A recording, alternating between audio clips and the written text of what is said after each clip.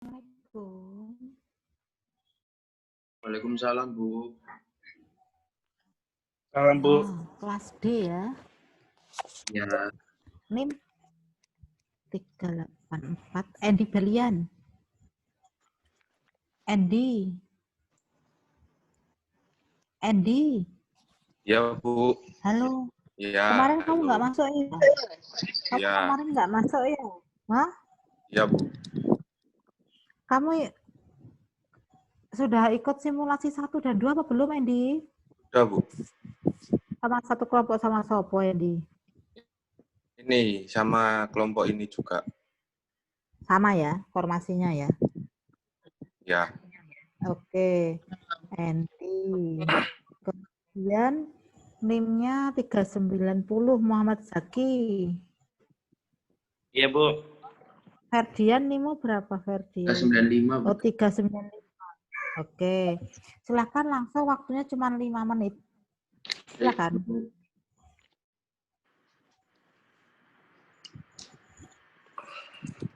Oke.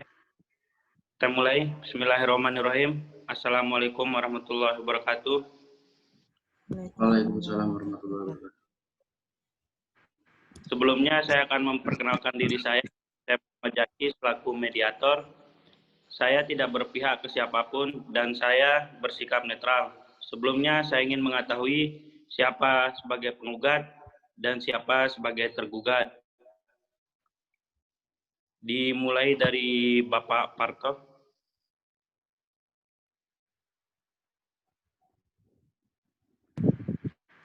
Baik, saya Parto. Di sini saya sebagai yang tergugat. Oke, baik. Terima kasih. Selanjutnya dilanjutin oleh Ibu Darti. Baik, nama saya Ibu Darti. Di sini saya sebagai penggugatnya. Baik, terima kasih.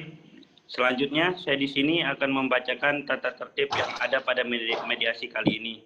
1. Tidak boleh bermain HP saat mediasi berlangsung. 2. Tidak boleh mencela dari pihak manapun. 3. Tidak boleh mencela perkataan orang lain seperti mediator atau pihak lainnya. Yang keempat, tidak boleh berbisik. Apakah bisa dimengerti?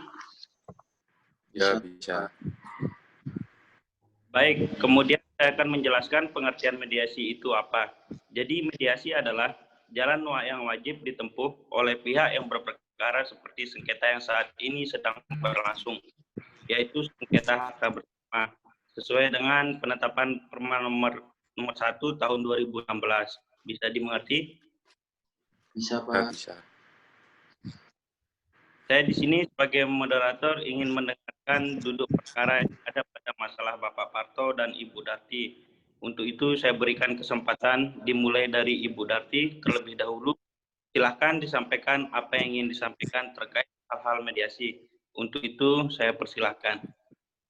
Baik, saya di sini atas nama Darti ya. Saya sudah menjadi suami istri bersama Pak Darto sudah selama 27 tahun kita menikah dan kita memiliki satu anak laki-laki, usianya sudah 25 tahun, dia juga sudah menikah, serta memiliki satu orang putri. Saya dan Pak Darto sudah bercerai beberapa bulan yang lalu, dan saya di sini meminta... Ya, jangan membaca teks ya. Jangan membaca teks-teksmu itu sama dengan teman-temanmu yang sebelumnya, sama persis bahasanya. Ya, silakan dikembangkan sendiri ya. Bahwa ini merupakan mengenai gugatan harta bersama. Ya, silakan. Baik, Bu. Ya, di sini Masa saya... 1 bulan yang lalu cerai kok sama bahasanya. Baik, Bu. Dari Ya, tadi bahasanya sama seperti itu. Baik. Mengenai gugatan harta bersama. Ya. Baik, Bu. Ya, saya sudah menjadi suami istri bersama Pak Darto. Kita sudah menikah selama 27 tahun dan memiliki satu orang putra dan putri.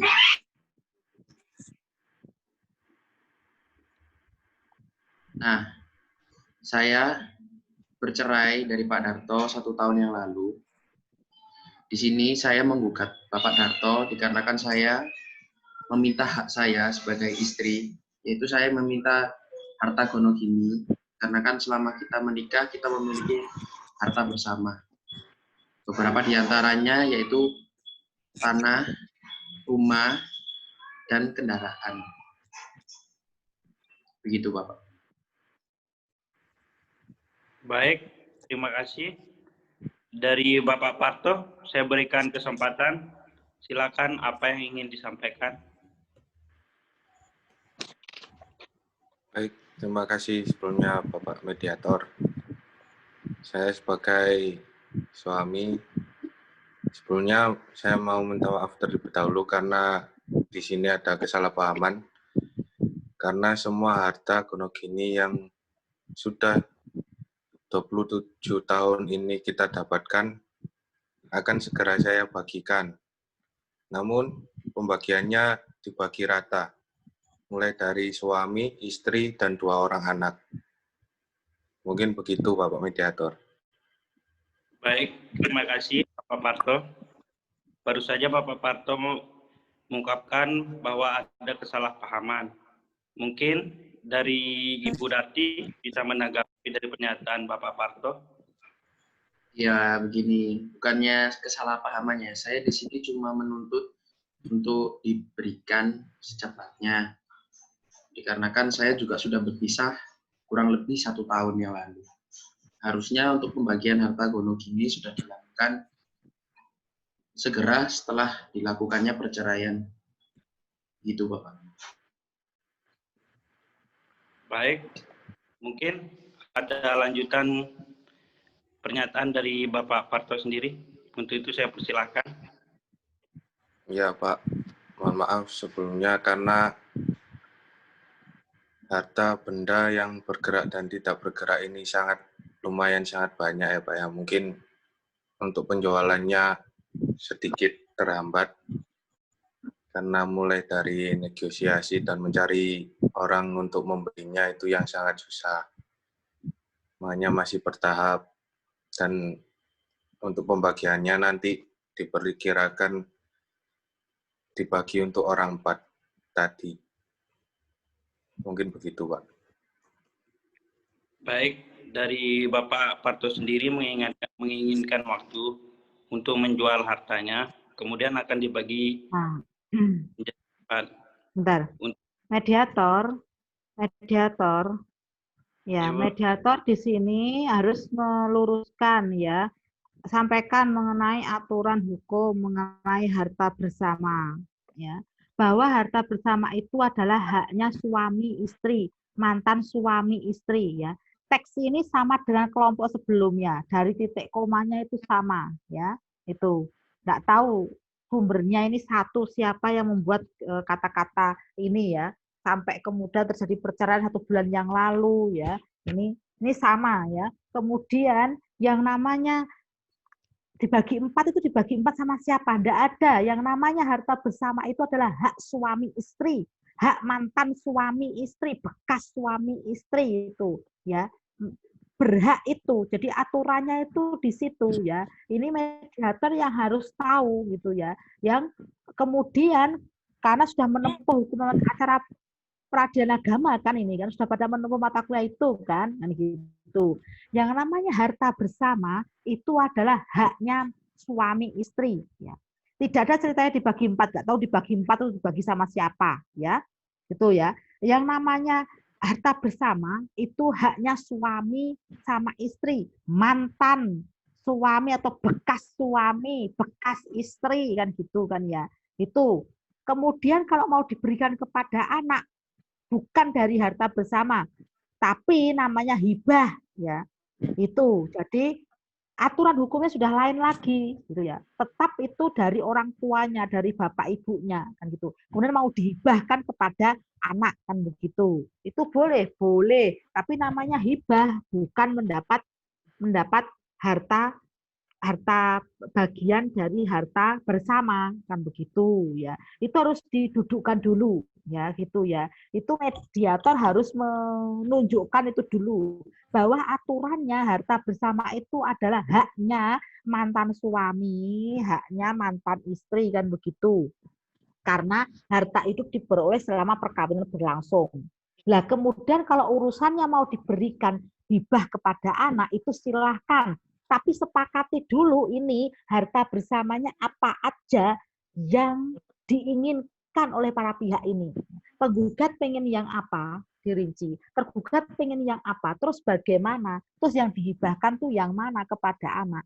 Nggak tahu, si Edi tadi nyebut mau dibagikan kepada 4 itu ke siapa? Anak, Bu. Anaknya berapa? 2. Kasus posisi saya udah dibaca belum? Sudah. Kan suami Anak, istri sama 2 orang anak. Makanya 4. dibaca kasus posisinya.